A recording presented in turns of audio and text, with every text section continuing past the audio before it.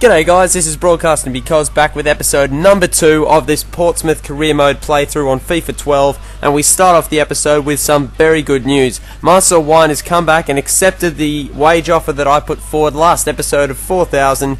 Welcome to the club, Marcel. And I see again Leandro Greco. I've stalled once again on the decision, mainly because I don't have enough money to fund his signing, but also because I'm not 100% sure if I really do want to go through with it. I get an offer here early from Bristol City for Ben Haim. I got another one last episode from Leeds. This time, this is a £25,000 increase. Not significant, but I think now that I've got Wine coming to the club, I can afford to sell off Ben Haim. I did put in an offer for Enrique Palos, not because I'm looking to sell Henderson. He is a young man with lots of potential, but since Ashdown is getting a bit old, I might look to flog him off in the next couple of days. And I think bringing in another young goalkeeper who's already 71 and has a lot of potential is, I think, a good move.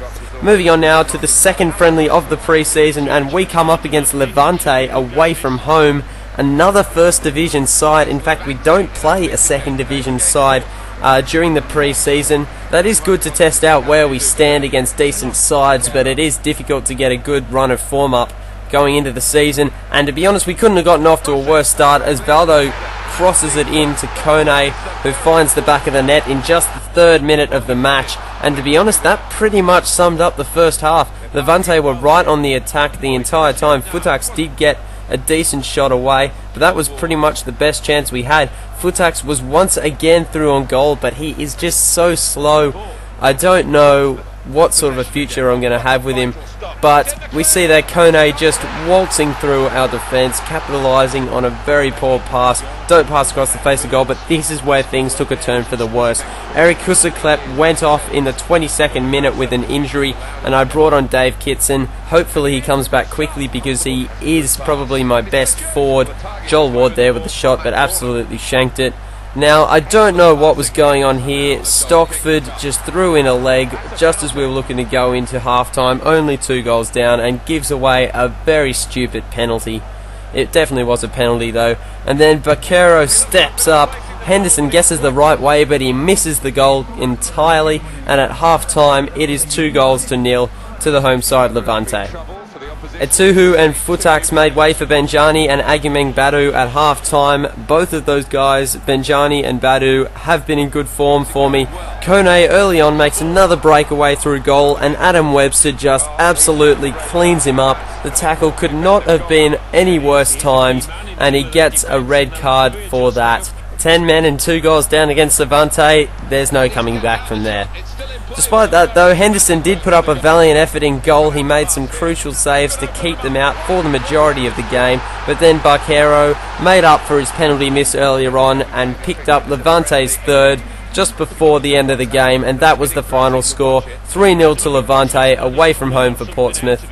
Losing 3-0 away from home to a significantly better side is not too bad, I guess, but I really would have liked to have done much better. The fact that we didn't score is a bit of a concern, but my main concern at the moment is the injury to Eric Kusaklep.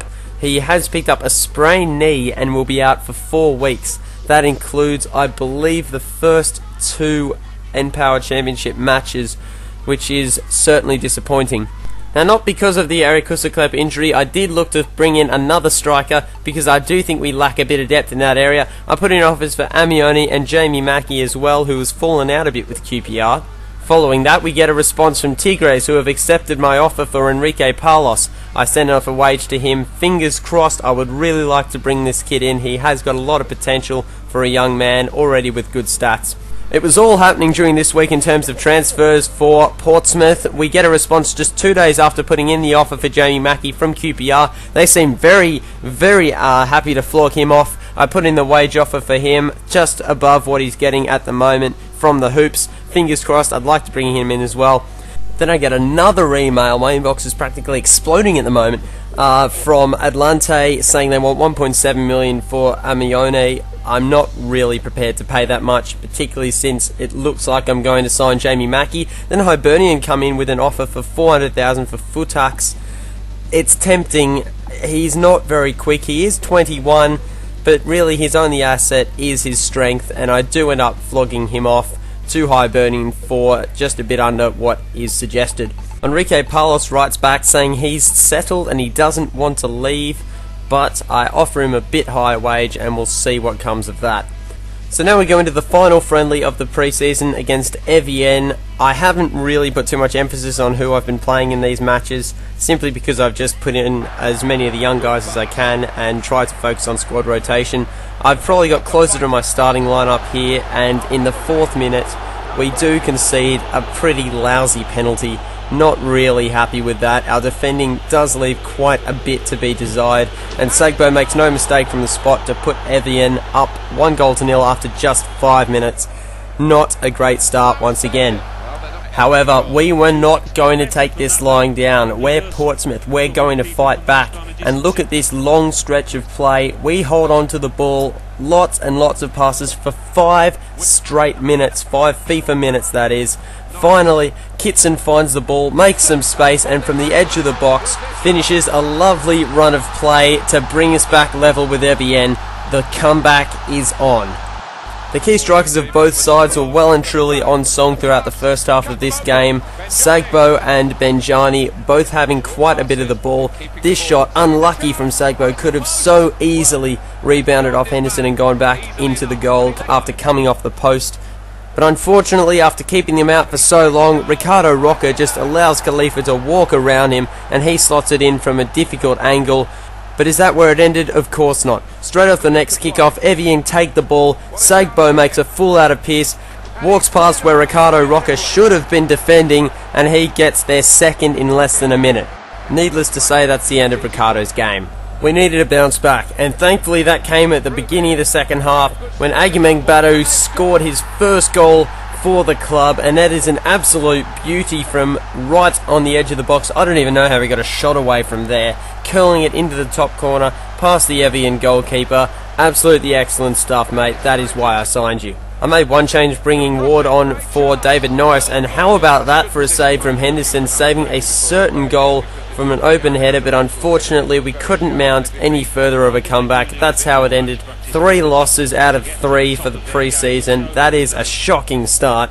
That is certainly not what I wanted, but there is light at the end of the tunnel. Jamie Mackie comes back at the end of the Evian game and accepts the offer that I put forward to him for $7,200 for his wage. Bam, it is done. Jamie Mackie is making his way to Portsmouth. And there is your confirmation. But that's not all. The next day, Enrique Palos, who previously rejected my offer for his wage, accepts the second one, and he will be making his way to Portsmouth as well. The winds of change are blowing for Portsmouth Football Club. It's a very exciting time. Be sure to hang around. I see good things in the future for this football club. Time now to pick the player of the preseason, and I went with Stephen Henderson. The young goalkeeper made a lot of saves for me at crucial times. Although we did let in quite a few goals during the preseason, I think a lot of those came down to our poor defence. He was really the only part of our defence that actually stood out. Well, you saw it just then for the goal of the preseason. Emmanuel Agumeng Badu finds the top corner and opens his account in very nice style with a curler from outside the box. Hoping for some great things from this man. He looks to be a good catch. And that's the episode, guys. Thanks very much for watching Broadcasting Because FIFA 12 Portsmouth Manager Mode Season. This will have a name as well. I'll announce that at the beginning of the next episode, which will feature our first couple of matches in the N-Power Championship season. Also, please do leave a like if you enjoy the video. I do really appreciate it. And stay tuned.